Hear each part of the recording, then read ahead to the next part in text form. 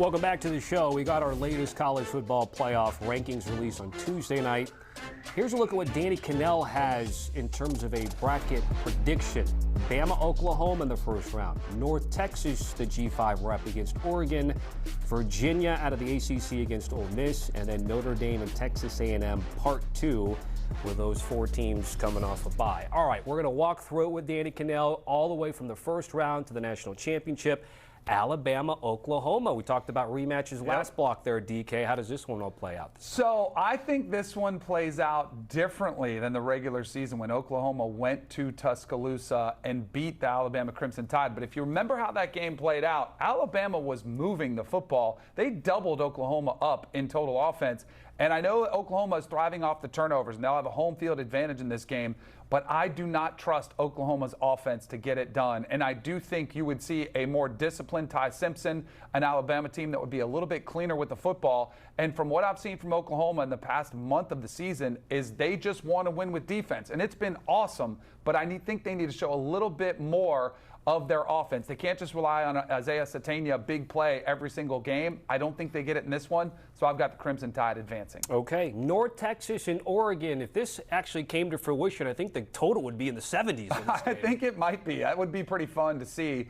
Ultimately, I don't know if North Texas would hold up their end of the bargain as far as the points in this game, because as good as Drew Mestemaker has been in this North Texas offense, I think this Oregon team would be a little bit too much to handle. And I think Oregon I think Oregon is a team that's flying under the radar. I know both coordinators now departed. They're going to stick around. I think that could be a distraction later, but not in this round. I think Oregon would handle North Texas. UVA and Ole Miss. Does the Cavaliers have enough firepower despite what Ole Miss will not have, which is Lane Kiffin on the sidelines? And thankfully for Ole Miss, they did get Charlie Weiss Jr. back to call the offensive plays, but people are sleeping on the ACC. It's been just kicked and everyone's kicked them while they're down. Virginia is a team that is capable of putting up points. Chandler Morris and this offense would be able to put points up on this Ole Miss defense. Now, I think this could be a shootout type of game because I really like what we've seen from Trinidad Chambliss and that offense. Kejuan Lacey could run, but I think in a higher scoring, kind of wild type of game,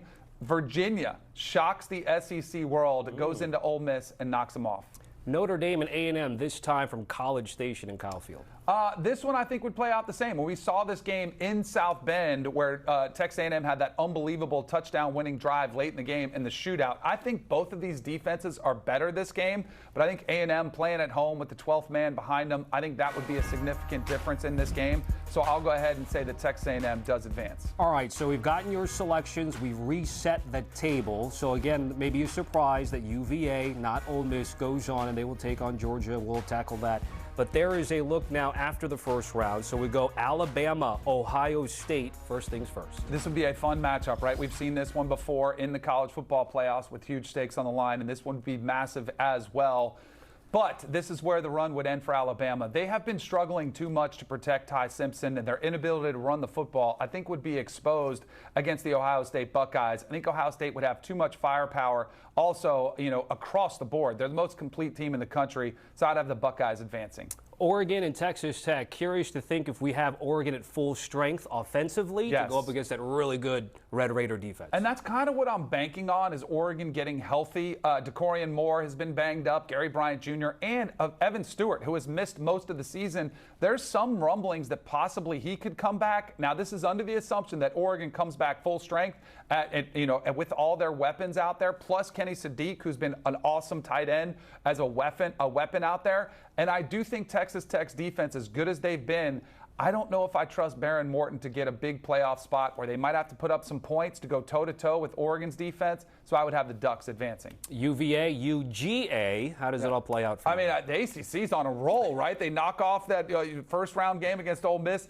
But this is where it would come to a stop. Georgia's defense has been figuring out things lately. They've been getting after the passer a little bit better. And I think you would talk about having a team that would have their, I think Virginia could sneak up on Ole Miss, no one giving them a chance.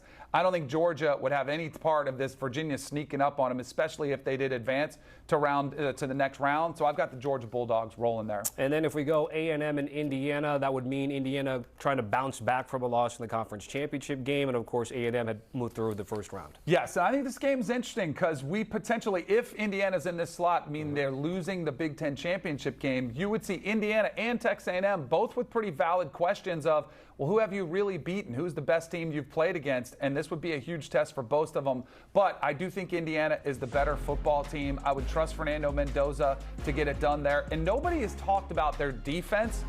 But Ohio State's defense is the #1 scoring defense in the country. Indiana has the #2 scoring defense in the country. So I would have Indiana advancing. Okay, we're down to the Final Four, the national semifinals. We get Ohio State and Oregon, which did not meet in the regular season. No, they met last year twice, and we saw how that ended up in the Rose Bowl with an absolute blowout by Ohio State. I think that game plays out differently. I think Oregon would be much more competitive in that one.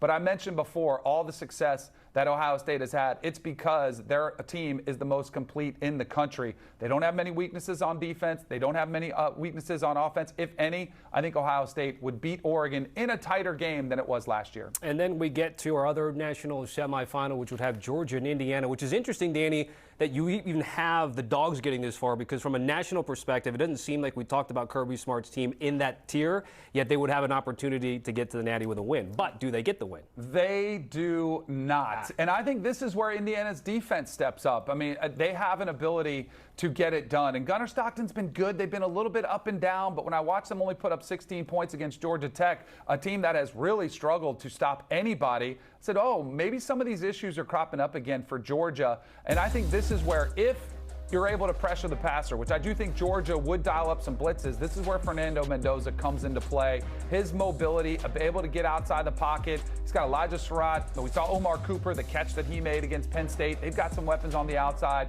I've got Indiana advancing. Okay, so we do have Ohio State, Indiana Part 2, which would be about 5 to 6 weeks apart. Before we get to your pick here, would a rematch like this, given the top 2 teams that we've had in the country, be something that you think people would want and would like?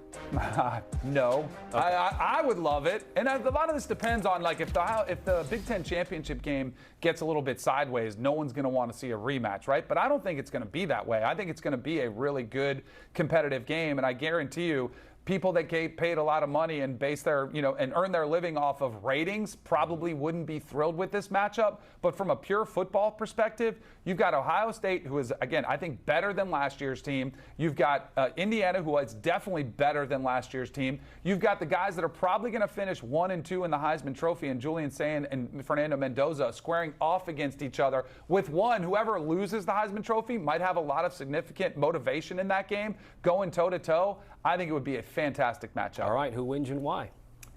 Man, I think the Ohio State Buckeyes are going to do it again. They have just really, the way they've come along this season and then made slow improvements. And the defense really has not missed a beat. I mean, they've been a historic defense, and we saw it on display from week 1 when Matt Patricia, the new defensive coordinator, had Arch Manning confused. He was running a lot of different schemes, but they've got potentially the best defensive player in Caleb Downs on their defense. And that doesn't even mention the other guys. They'll probably have 3 or 4 first-round picks on the defensive side of the ball.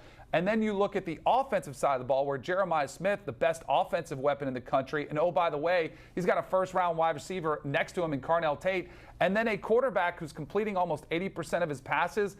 I just think Ohio State is once again the best team in the college football world, and they go back-to-back, which we discussed this on the Cover 3 pod. The feat that would be with a new 12-team playoff, where you have to go through more teams to win a national championship. That might be one of the most impressive feats we've seen in the last 50 years of college football. Back-to-back for the Buckeyes. It would be 3 straight for the Big Ten, by the way, if it ends up playing that way. Danny Kanell with his bracket prediction.